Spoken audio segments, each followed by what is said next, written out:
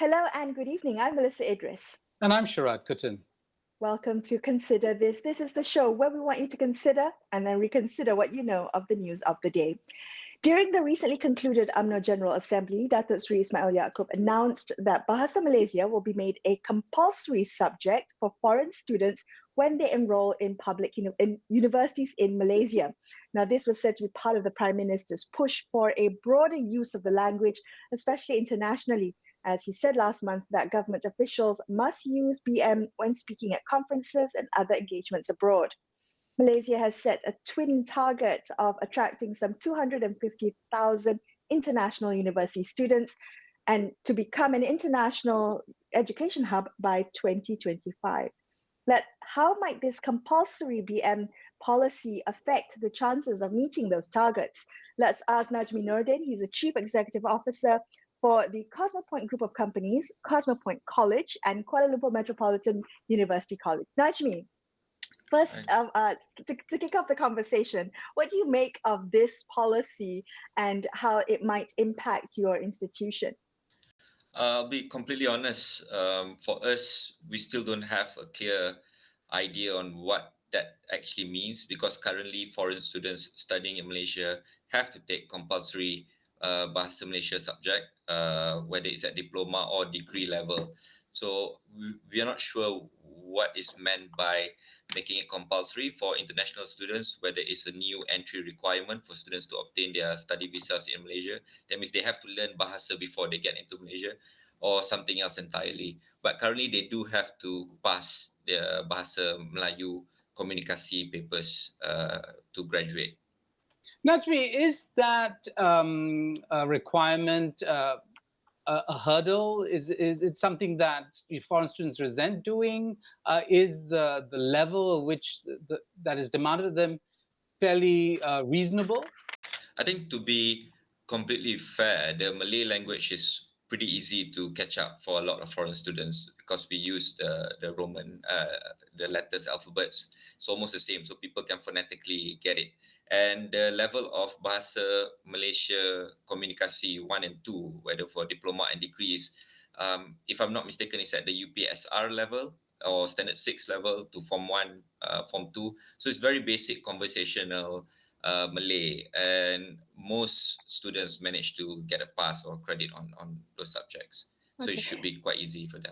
Yeah. Najmi, you said just now that you are not quite sure what this policy means, where it's supposed to be applicable, and there's already conversational Malay being taught to foreign students. Does that mean that in announcing this policy, there was no engagement done, there was no consultation done with industry players, and since then has yet to be clarification from the ministry? It's difficult for me to say at an individual level because obviously we didn't know about it until it was announced. I'm not sure whether there are other industry players that has been engaged, but so far from the WhatsApp conversations, I don't think we have been. But what's surprising is also the reaction. A lot of the public don't even know that currently Bahasa Malaysia is already made a compulsory subject for foreign students. I think one of the YBs mentioned just a few days ago that actually it is a requirement. So again, we're not sure where this new policy direction is coming from and what it actually entails. And if the ministry were to reach out to you, what would be your feedback be about this policy? We need to know first what's the idea behind it, right? The execution part.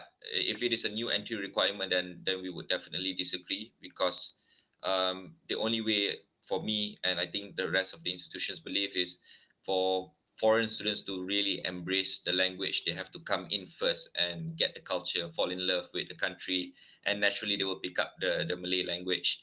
Rather than putting it as a requirement before they come in. And if it's about them studying here and learning Malay, it's already being done at the moment.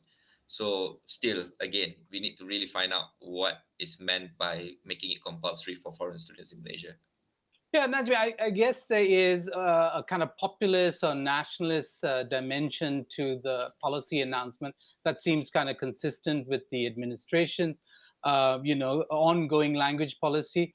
But when it comes to the kind of pragmatic considerations for education policy, especially around higher education, and the fact that Malaysia competes with many other countries for these precious, full fee paying students, what really should be foremost in the minds of policymakers if they want the country to be an attractive hub, not just to people from the English speaking world, but also from the Mandarin speaking world, from French, colonies and former colonies rather in West Africa, wherever it is in the world, right? What should Yeah. be foremost in their mind?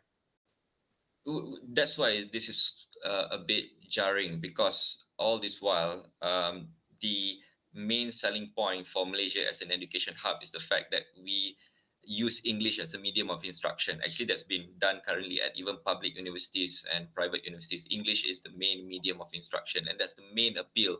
And that is why, if you look at the entry requirements for foreign students to come into Malaysia, they have to pass a certain level of English competency as well, whether it's taken locally at their place or over here in Malaysia. So that has always been the main selling point. And a lot of foreign students come here to get their undergrad and then continue their postgrad in a country like Australia or UK, etc. And ours is a more affordable option for them to take their undergrad studies and then continue postgrad in another country. So to have another language requirement on top of that, which is currently already in practice. So does it mean a higher standard of Malay language, and up to what level? I'm not too sure. But in terms of international appeal, to be completely honest, I don't think students actually really care whether they are proficient in Bahasa Malaysia or not. And what they want is to get their education in and then move on to their job opportunities, which are usually not in Malaysia as well, because foreign students come Yeah, in here to get. if I can follow up on that, because perhaps you should help us understand who these students are and where they're coming from. Because the impression is that they come maybe from English speaking countries when in fact they don't. And so there would be a double burden for them. Two languages to be learned at a university level would be an extraordinary demand for any student coming into a country to study. Give us a sense of who's coming to Malaysia to study. I think EMGS has the data, the body that is governing the entry of foreign students. But in general, we attract students from China, the Middle East, Pakistan, Bangladesh, Indonesia a little bit. These are the countries that normally send students to Malaysia, the Maldives, etc. So English is not their primary language in most of these countries. And it's already a stumbling block actually for them to come into Malaysia, for them to pass the English competency test, the international standards, i.e. LTS or whatever the case may be. So that's why I think the conversational Malay or Bahasa Melayu Komunikasi subject that is currently being made compulsory is just nice, because it's really about getting them to be able to understand what we are saying, and for them to be able to write again a simple karangan like siapa saya, what do I like to do, and things like that, which is, I think, is good enough for them to start loving the language first. Yeah. Right. And so those are where the students come from. But where would you say would be where is the competition coming from? Who are we competing with for these foreign students?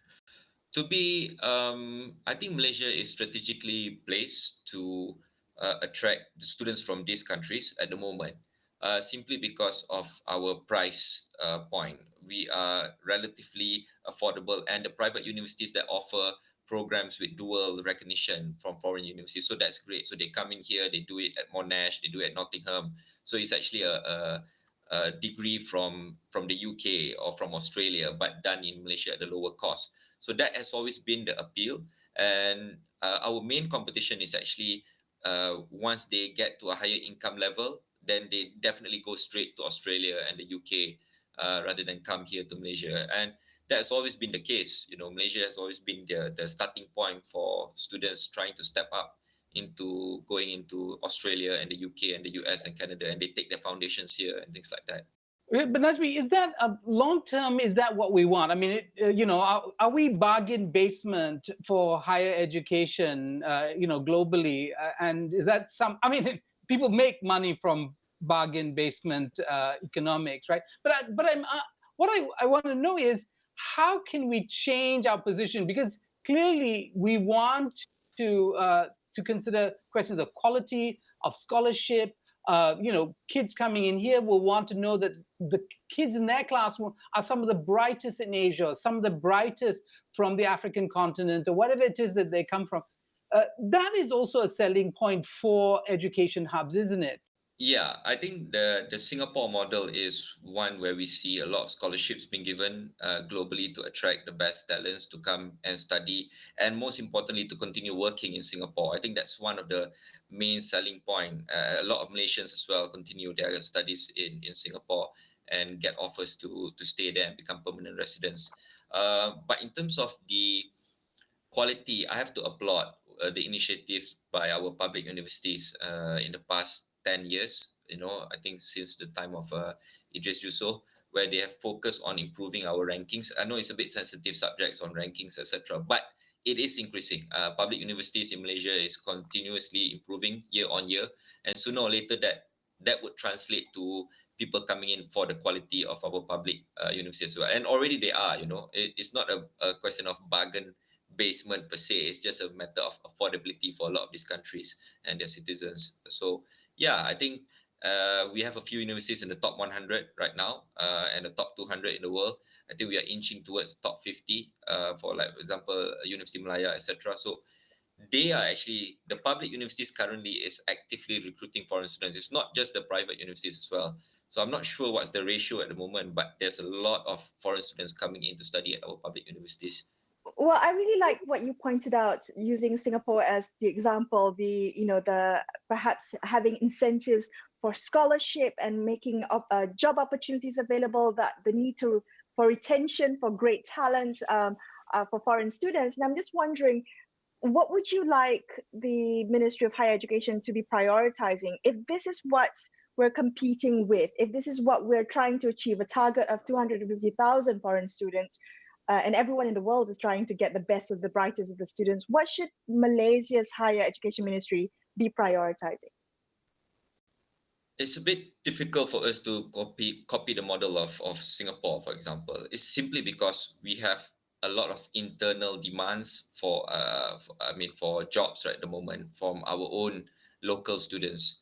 And Singapore is slightly different because of the demographic. They need influx of new fresh talents coming in from outside to sustain the economic growth. For us, it's opposite. We have a lot of young graduates here who are actually looking for jobs. So it's going to be a bit politically difficult for you to offer job opportunities for foreign students coming into Malaysia when they are Malaysian graduates still struggling to find a job, for example. So from a policy perspective, I think MOHI has to tread carefully when we look at recruiting foreign students coming into Malaysia. At the moment, I think currently it's working, but what we want to do is for them to be a natural progression, for them to look at Malaysia as the final destination, not just as a stepping stone into the next university, next institutions and other countries. And that's happening at the moment with the public universities. Hopefully that translates then into the private sector. Okay, Najmi, always a pleasure speaking with you. Thank you for joining us Melissa. Tonight. Thanks, Gerard. That was Najmi Nordin from Cosmopoint Group of Companies. We're going to take a quick break here and consider this. We will be back with more. Stay tuned.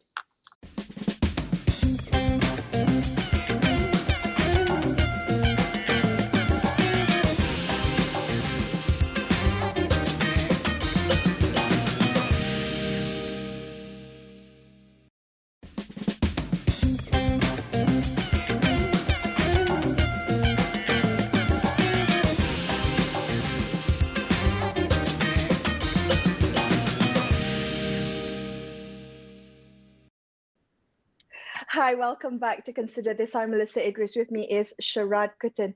Let's continue our look at the government's decision that foreign students will be required to learn Bahasa Malaysia when they enroll at universities in Malaysia. How will this policy impact institutions of higher learning and the international students they are trying to recruit. We speak now to Jagdish Singh Mali. He is a Director of Student Recruitment and Marketing at University of Nottingham, Malaysia. Jagdish, what implications do you expect this decision, the government's decision, might have on your institution and the number or the attractiveness of your institution to foreign students? I think this will depend on how it is implemented finally. So the PM has made an announcement, but we have not received formal guidance on the details, and that should come in some time from the ministry. At the moment, as you are probably aware, we already have a Malay paper or Malay subject being taught to international students as a MPU, Mata Pelajaran Umum. So I think, Melissa, it's going to come down to finally how it's implemented. Jagdish, is it possible that the Prime Minister is actually not aware of this, and that, like a lot of Malaysians, you know, I mean, the general public isn't aware that of this kind of requirement? Or do you see a real concern about improving the quality of language education? I mean, specifically Malay language education in institutions of higher learning for foreign students? I think, as far as the teaching of the Malay language in MPU, I think a lot of the feedback from our students is they're quite positive about it. They're quite interested to learn. Malay is quite easy to learn, and I think we've seen that a lot of our, a lot of the foreign workers in Malaysia pick it up quite quickly. Whether the PM is aware or not, I would think that this could be maybe linked more to the public universities, because there has been some changes in terms of what international students are taught. So I'm not sure if maybe he meant it to be more focused on the IPTA or the IPTS as a whole. So I think that we'll have to wait for the guidance from them. Okay, and as you're waiting for the guidance, I'm just wondering what would you like to see in the guidance, or what would give you cause for concern in the guidance? We've heard from Najmi Nordin a little bit earlier in the show, where he talked about, well, there should be concern if it was made an entry or an exit requirement.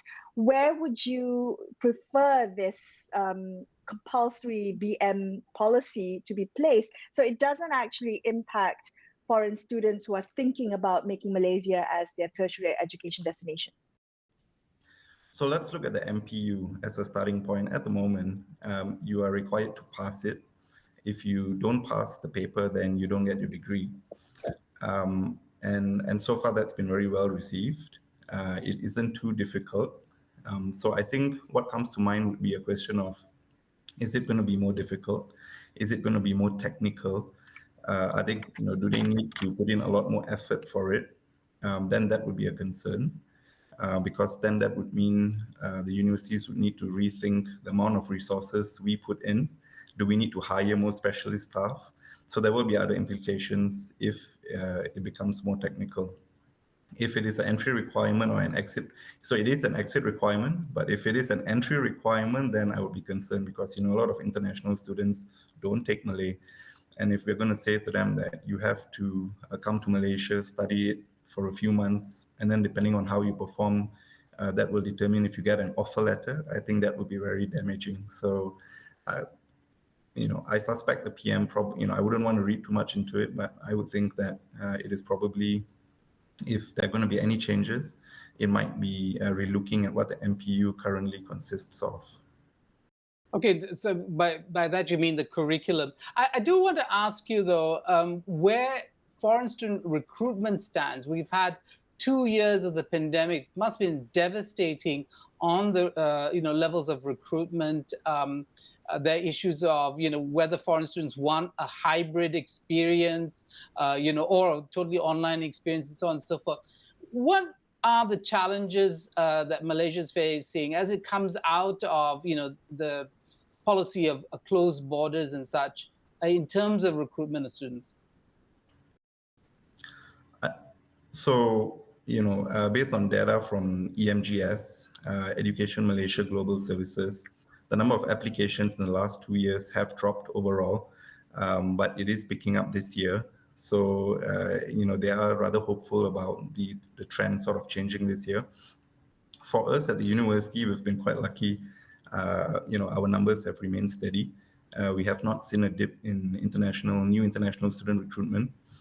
I would say as we sort of turn the corner, hopefully, what's going to be really important is in terms of the visa processes to allow the students to come in, to make it as easy as possible. So in that sense, I think EMGS has done a lot over the last few years to really help students make it an easy entry into Malaysia. So I don't think there are major policy issues in terms of new visa applications. But for international students, I think the challenges in the last 2 years, number one, our borders were closed. So even if they want to come in, they can't.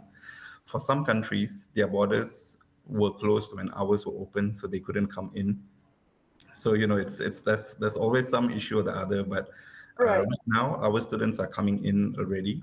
Well, is competition all back online now? Are we competing with other countries for the same pool of foreign students? And what would make them want to come to Malaysia as opposed to other countries now that they have their pick?